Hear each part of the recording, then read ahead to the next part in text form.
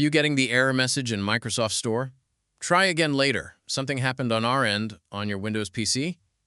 In this video, I'll show you all the working fixes step by step to resolve this error on Windows 10 and Windows 11.